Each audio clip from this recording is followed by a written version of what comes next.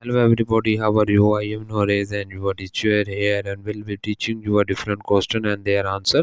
So I welcome you on classtheta.com where we'll be discussing questions. So let's get on the question. So our today question is, which of the following is not one of the benefits of current years and the cumulative expenditures of our camera drones product?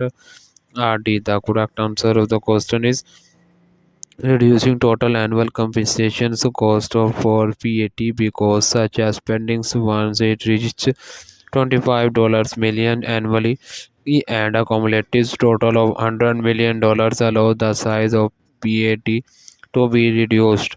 Boosting a company PQ rating the size of the benefit varies the current cumulative amount spent a show UP in the PQ ratings at the beginning of the following year. So that the answer of the question. If you are searching any other question, please visit www.classtheta.com and find on the search section. If you have any question to ask, there are sessions on the right side of the website. Fill the form and will be answering. So you can thank you for watching this video.